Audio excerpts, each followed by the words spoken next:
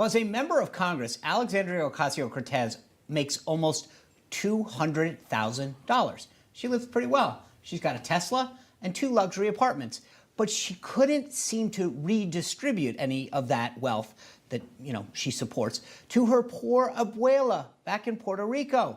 AOC took to Twitter to blame Trump for her abuela's poor living conditions, tweeting, quote, "Just over a week ago, my abuela fell ill. This is her home. Hurricane Maria relief hasn't arrived.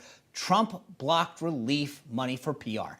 Thankfully, the very charitable host of the Matt Walsh show on the Daily Wire, he took matters into his own hands and he raised over $100,000 for poor abuela. But that effort was shut down. Why? Let's ask Matt Walsh himself. Matt, welcome to the show. Hey, thanks for having me.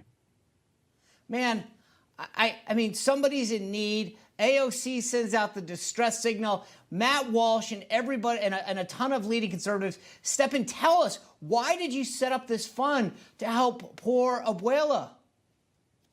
Well, and thank you for your recognition of my philanthropic endeavors.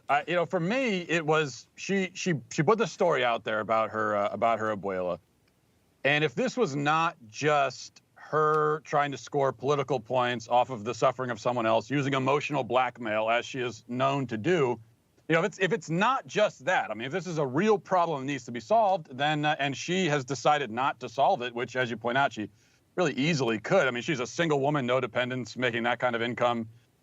You'd think she'd be able to at least fix her grandmother's ceiling, but if she's not willing to do it, then I said, well, we'll do. We'll step up and raise the money, and we could solve this problem. She wanted. It took her 4 years. She wasn't able to raise the money to fix the problem. She's waiting for the government to do it. We fixed it, or could have fixed it, in 10 hours. We raised $100,000, more than $100,000, in 10 hours. And if this was really a problem that she wanted to have solved, then you would think she would just accept the money and be grateful. But instead, we were told by GoFundMe, someone in the family declined it. And I think that raises a whole bunch of questions in and of itself.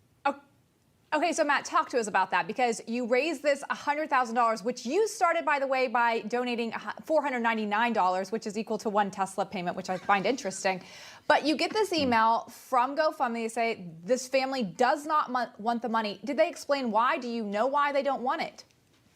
No, I don't know why. We reached out to Alexandria Ocasio-Cortez personally. I reached out to her on Twitter. We sent an email to her press office as well, trying to coordinate, because as I said, we're doing this. We want to make sure we coordinate so we can get the money where it needs to go. She never said anything to us at all. She hasn't acknowledged it privately or publicly. And it is interesting, though, in that email, GoFundMe said that the beneficiary's family has said they don't want the money. They didn't say the beneficiary. Now, that's an interesting thing to me, because I'm thinking, we didn't raise this money for the family. I mean, Alexandria Ocasio-Cortez is doing well. She doesn't need it. We raised it for the grandmother. And we're not being told by GoFundMe that she turned it down. We're being told the family did. So I didn't even know that that was possible. I didn't know that the family could step in on behalf of someone else and say, don't give her the money. But that's apparently what happened. So is this Alexandria Ocasio-Cortez saying, I would rather my grandmother suffer than accept money from you people?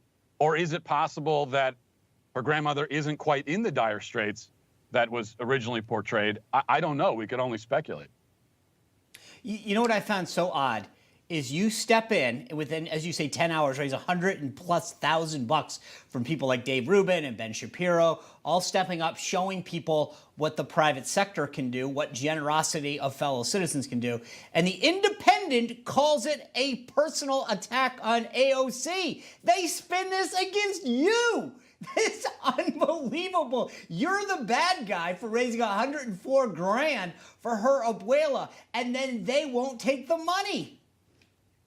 Yeah, that's, I think, one of the greatest headlines of all time. I raised $100,000 for a grandmother in a personal attack, and now I've got all kinds of people lining up, begging me to personally attack them next, because I guess this is how I attack people, I suppose. Hey, so let me ask you this: where's the money go now?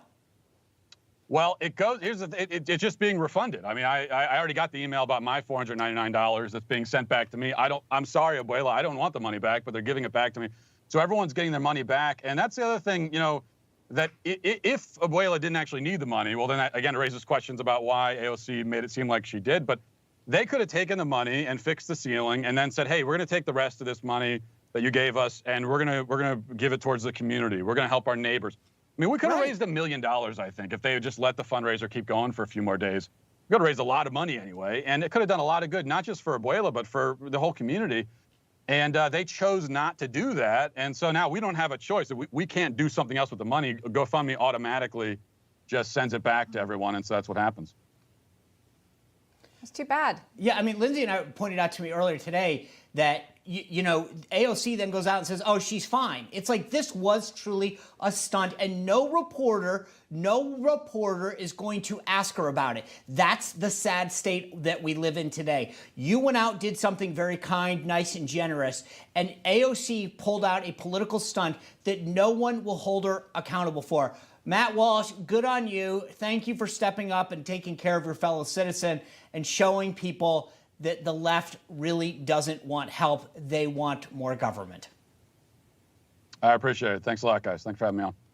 Hey, I'm Rob Finnerty. Thanks for watching. If you enjoyed this video, please join the conversation in the comments below. Don't forget to subscribe, too. Hit the bell icon to be alerted to breaking news. And remember, there's a whole lot more on Newsmax TV, America's fastest growing cable news network. Newsmax TV, where real news for real people.